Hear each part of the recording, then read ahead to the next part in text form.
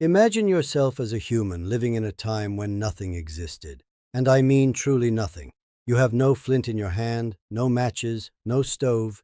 You just wait. When the sun goes down, life stands still. Once night begins, you are no longer the hunter. You become the prey. You have no idea what the darkness will bring.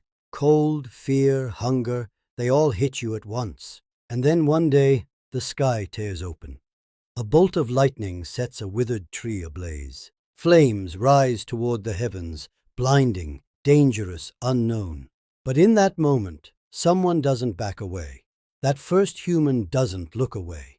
They are afraid, yes, but they stay. They don't grasp the fire with their hands at first, but with their gaze. Then they pick up a branch.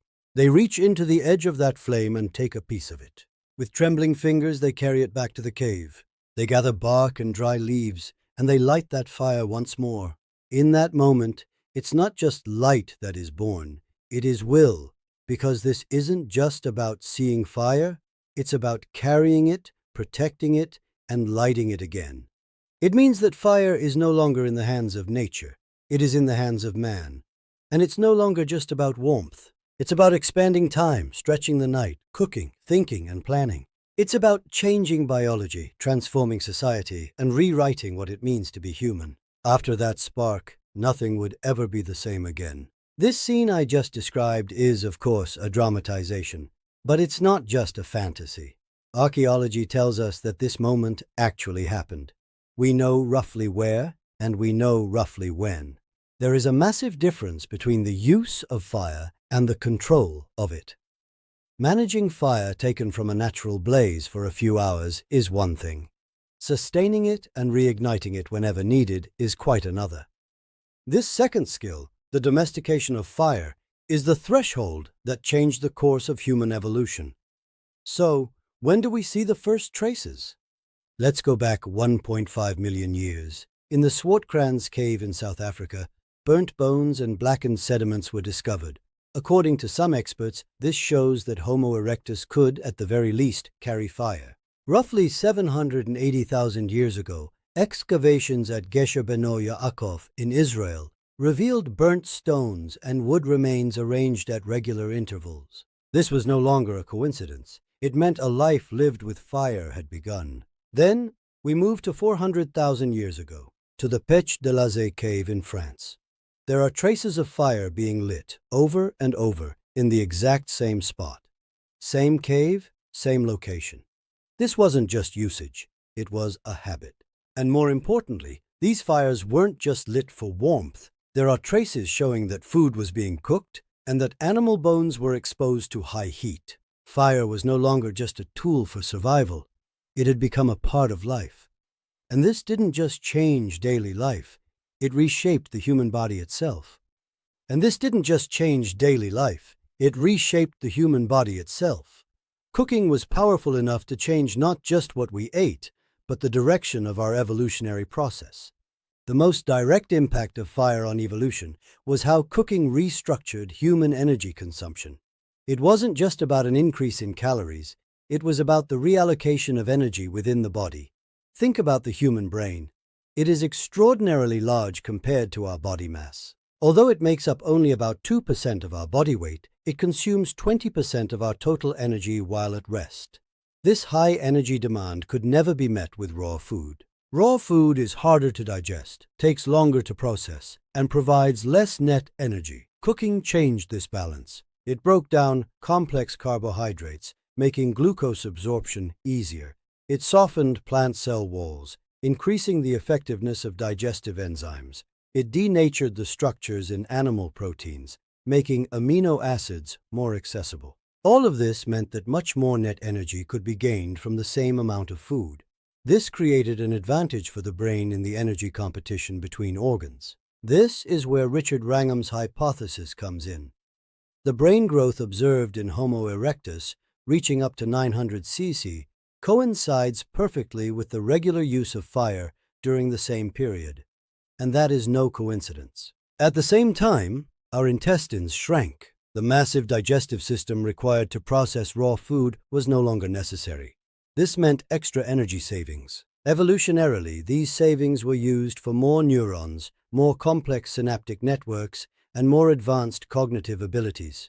Fire didn't just soften meat, it transformed the economy of energy, and this transformation made the growth of the human mind possible. But it wasn't just the brain. The body began to transform as well.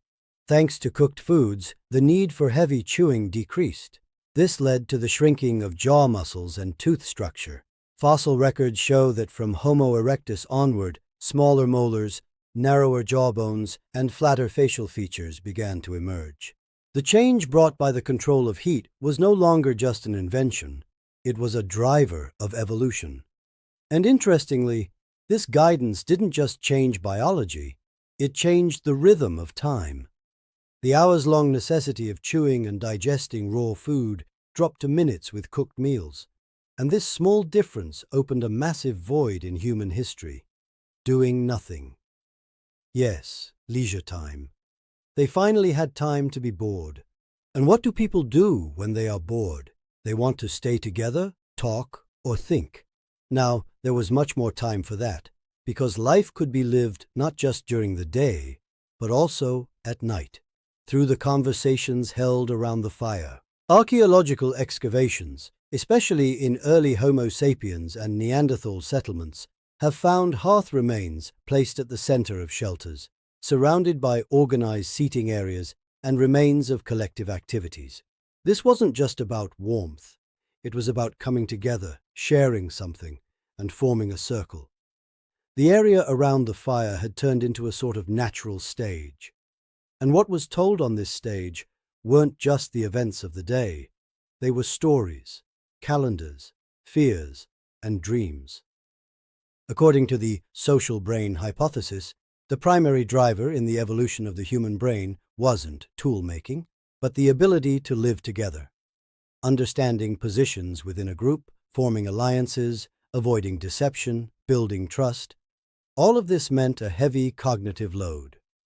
The firelight provided a natural laboratory for the minds that would carry this load to develop. Another critical contribution was, of course, making the night safe. Fire didn't just provide warmth, it acted as a visual and olfactory barrier against wild animals. This allowed people to spend the night not just inside shelters, but in more open, vast areas. This sense of security gave birth to mental peace. And what does peace lead to? It paves the way for thought. We call it peace of mind. In these protected areas provided by fire, humans didn't just survive, they began to reflect on life. And exactly at this point, humans began to desire not just to stay alive, but to find meaning in life. Because fire was no longer just for warmth or cooking, it had turned into a reservoir of images. It was warm, yet it burned. It lit up the darkness, yet it was mysterious itself. These contradictions left deep marks on the human mind. In almost all ancient cultures, fire was a power to be feared, but also respected. Prometheus stealing it from the gods to give to man, Maui pulling it up from the underworld. All these stories carry the same intuition. Fire was a gift, but a gift with a price. Even today, the use of candles in meditation, lighting fires at funerals, or blowing out candles at birthday celebrations, all of these show the ritual power of fire in the human subconscious.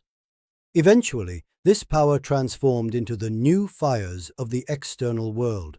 From the first spark to heat, from heat to steam, from steam to electricity, from electricity to nuclear reactions, and now to fusion, where we try to mimic the energy of the stars. At the core of all the energy systems we use today, the control of fire still remains. A gasoline engine is essentially a controlled explosion.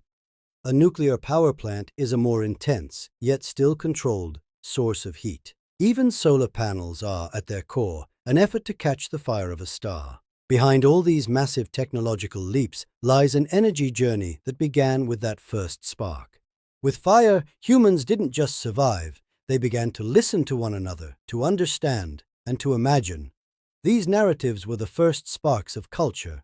Today, when we talk about fireside chats or stories told around a campfire, we are actually saluting a very ancient memory.